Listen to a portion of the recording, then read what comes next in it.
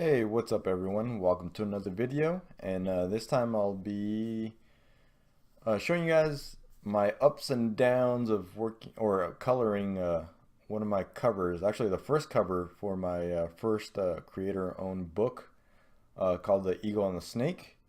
Uh, right now, I'm just filling the colors in. I usually choose like a bright blue so I can see if I go outside the lines or not. And then I just use the fill bucket and fill it in. But yeah, this is my own book. I've been working. Well, I had the idea since I think middle school or yeah, something like that. Uh, the the story's essentially grown from since then. Back then it was more like a kind of Power Ranger-ish kind of story, and now it's matured since then. I mean, the idea of it is kind of there. Um, the reason why I'm saying like Power Rangers is because the whole different sigils, if you will, like the T-Rex, the pterodactyl. I mean, you used to see that a lot back then. You had Voltron. Trying to think of other stuff. Where I got the idea from was actually from what is it called? Five Deadly Venoms. If you guys haven't seen that kung fu movie, I highly recommend you do.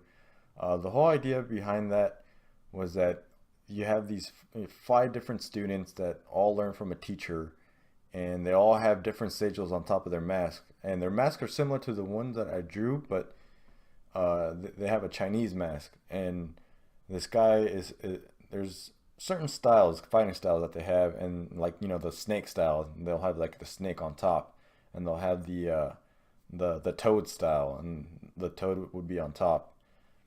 So yeah, this is kind of an homage to it. I could have done without it with the sigil on top, but I thought that'd be a little nod to the Five Deadly Venoms directors and writers. I think they're called the something brothers. I forgot. Shaw Brothers, something like that. But here, I already started to fill in the background with magenta. Originally, I was gonna do like yellow or something. I wanted it to pop, um, but I decided to change that. Decided, let's go with magenta. I think that really works. And in the foreground, I'm gonna go with like a bluish, purplish, or I started going with purple and teal. Now I'm looking for like a texture, and I remember this one. There's some sketches there, and I just lay it on top, and I was gonna rotate it, but I noticed like the eagle really stood out, and I thought, oh, that's perfect. I kind of wish I changed the the bottom part, the gun part, and angled it more where the gun was going towards, and maybe change the color of that. But I kind of just colored over it a little bit. Now what I'm doing is I'm using my airbrush, and I'm kind of erasing off some areas that I don't want it in, because I know I'm gonna go over it with color, and I'll be adding some more texture to it later on. So yeah, so this book will be I'm thinking I'll be uploading it to Tapas and my web page at Tumblr. It's already up, so if you guys want to check it out and just follow it for the time being, it's still under construction. This is early. I'm thinking about, I don't know, maybe early 2018. Right now it's December 2017, so early 2018, something like that. I'll be uploading a, a page or two, I think maybe twice a week. Maybe Mondays and Thursdays I'll be uploading. But yeah, so here it's already coming out. The magenta in the background, and the blue and teal in the foreground. Um, Now the eagle on top, I'm trying to keep it a little simple, not too much, but that yellow is already popping out, and I kind of go over his beak with black, which is a I don't know if all the Golden Eagles have that, but this is the Golden Eagle. I mean, the story's kind of like the town meets Sicario, something like that. And when I was a kid, it was a totally different story. It wasn't, it was no cartel or anything like that. So I hope you guys check it out. I'll also be uploading, like, there's gonna be some not safe for work stuff that I'll just be uploading at Patreon. Um, I'll keep it kind of PG-13 or 18 or no, yeah, 16 and older on the websites. I don't know if Tapas will probably take it down. They probably will, but I'll probably do something where like this page is too graphic for Tapas. Check out the website or something like that. Here I'm just working out the colors, trying to make it pop a little bit more.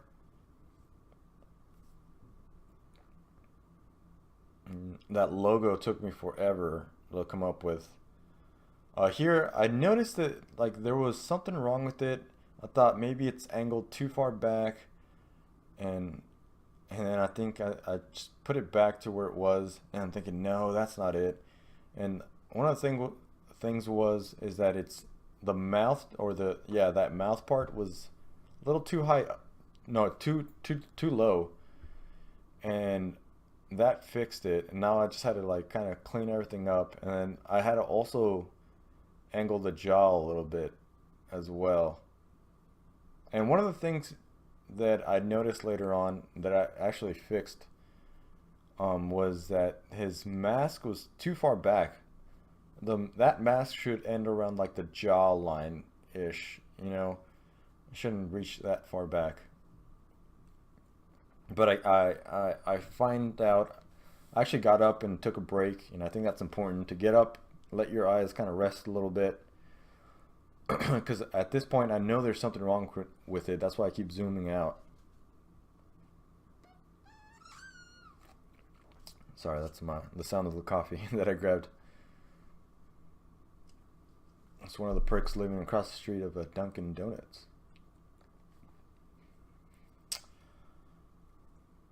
So I'm looking at it. I'm trying to figure out what the hell is wrong with it. I'm trying to see if it works with the logo, and it does. That's probably like the fifth, sixth logo that I worked with. I was also trying to find the right font because I was trying to go with something modern and simplistic. I don't want to do too much. And then at the bottom of the line, I really wanted to kind of add more detail to the gun, but I thought I took away from the logo, so I just kept it simple.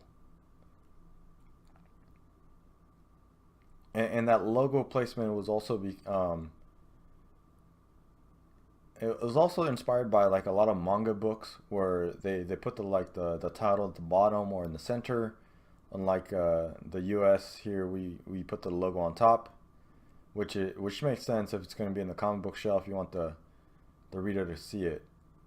And here I'm actually extending it, and I'm thinking, oh, maybe it's not, long enough, or maybe it is, but no, the problem was it's way too far back.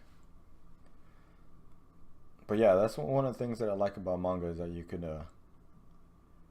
the covers are pretty stylistic. Here I'm trying to kind of color my line work. I'm trying to go kind of like that European style where their line work is colored, and it doesn't really work out. It looks too cartoony. It doesn't work out for what I'm trying to like do. I kind of left it at the eagle on top, but then I later on I changed it back to black. I thought, it looks too, yeah, it looks like a kid story or something like that. I don't know. That style at least. I like that style, just not for this book. Now, actually, I might have left it a little bit on the gun point. And then here I'm going to add some. This is like an idea that I had, and I thought maybe I could add like it takes place in a city, and it's a real city. It's where I was born in, but it's small. But I made it like maybe it's super huge city like Chicago or something like that. And I was wondering if I could lay it over the line work or maybe over the whole piece. Um, it looked cool or something like that, and it didn't work out with the line work. So my computer here is buffering. Got an old computer, so I just moved it down with the colors, and I just lower it down, and I just kind of start angling it and start erasing. You know, I want to soften it up. Uh, I don't want it to look exactly like that. That's way too much. And I know, like, looking back at it, I should have left it just like that right there, I think. Or maybe that was too much. I don't know. That's what I was thinking at the moment, or at the time. And then I just move it back down. That's over the whole entire piece. But then I move that layer down to the coloring layer, and I just clip it on.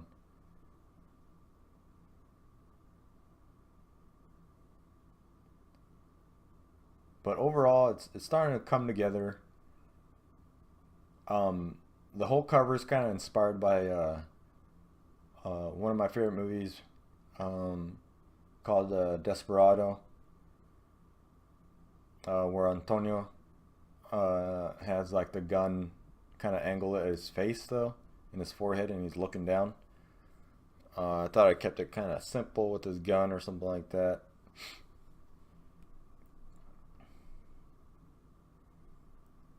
But yeah, definitely inspired by that. So here I'm looking at it. I'm still thinking like something's wrong. I don't know what the hell it is. It looks cool, but it's still nothing's wrong and nothing's working. So I get up, and then I come back, and then I came back here. I think I already changed the eagle back to the color. Yeah. So this is the golden eagle that you see in the Mexican flag, and the tip of that eagle is it's black. So I thought, you know, maybe I could go, you know, kind of stylistic with screen tones, but it just wasn't working out. It looked kind of weird, so I thought, you know what, I'll just color it. And the golden eagle's beak is kind of black with gold towards the back.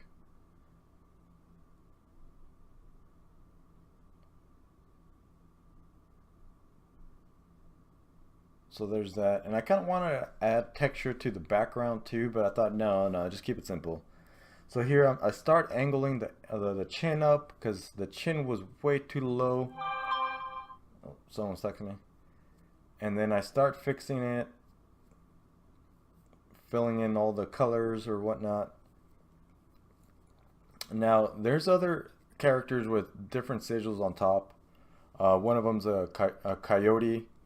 The other one's a jaguar, uh, um, a spider.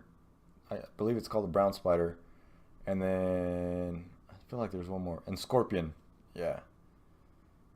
So here, I think I just leave it here, or do I come back? I think I come back and I finally fix that top area.